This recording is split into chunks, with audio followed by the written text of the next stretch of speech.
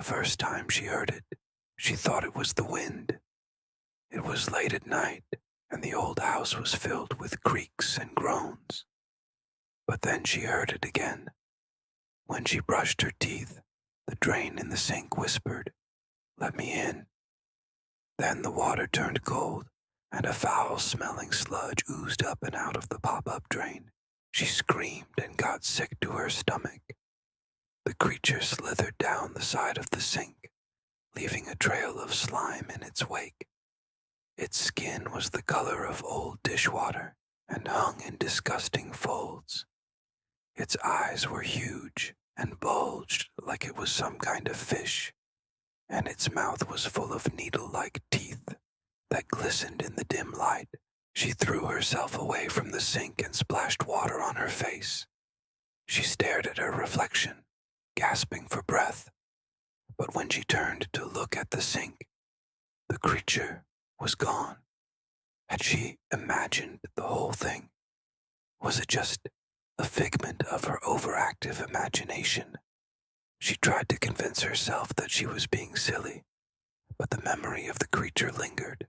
Days passed, and she avoided the kitchen, only going in when absolutely necessary. She kept the radio on during the day and blasted her favorite music at night. She didn't want to be alone in the silence. She was too afraid of what else she might hear. Then one night she heard it again. This time it wasn't a whisper. It was a roar. "Let me in, let me in, let me in."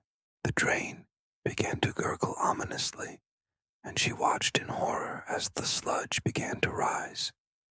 She could feel the vibrations of its anger through the floor. It pounded the pipes and shook the entire house. She grabbed a broom and tried to smash the creature, but it slid away from her like she was made of butter. It was too fast for her to hit it with the broom, and whenever she got close enough to strike it, it hissed and snapped its jaws, spraying water everywhere. She ran from the kitchen, not daring to look back. She could hear it slithering behind her, its heavy breathing echoing in her ears. She locked herself in her bedroom and huddled under the covers. She was shaking so hard, she thought she would have a heart attack.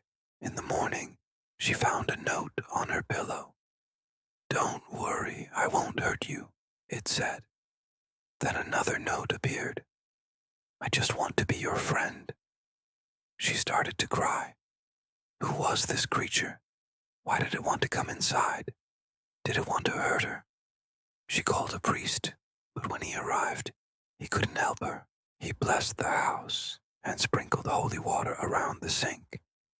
But that didn't stop the creature. It came out again that night. "Let me in," it whispered. "I'm sorry," the priest said. "You are an abomination. Leave this house immediately." The creature snarled and lunged at him, knocking him over. It coiled itself around the priest and dragged him toward the drain. He screamed for help, but there was no answer. The creature was too powerful for him.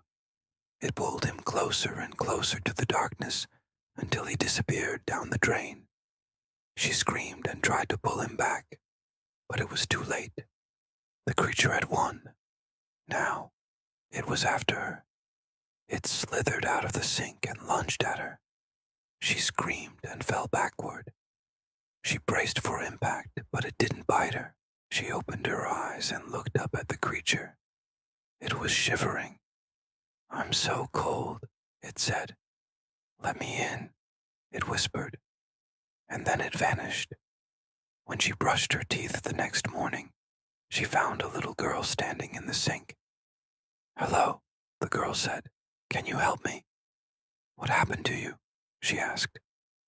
The girl looked down at her hands. "I don't know," she said. "I just woke up like this." She felt bad for the creature.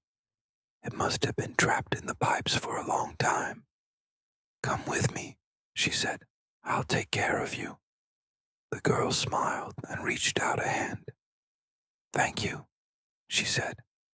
As she dried the little girl's hair, she noticed something strange. Her skin was the color of old dishwater and hung in disgusting folds. She looked up at her and said, "I'm so cold." She wrapped her in a blanket and carried her to bed. Later that night, she woke up and sat on the edge of the bed. She had an idea. She would make the little girl a sweater. She went downstairs to get some yarn, but as she passed by the sink, she heard a voice. "Let me in, let me in, let me in." She screamed and fell to the floor. A wet hand reached out from the drain and grabbed her ankle. She cried out and tried to pull away, but it wouldn't let go. The creature began to pull her toward the drain. "Help me," she screamed, but no one could hear her. She was trapped.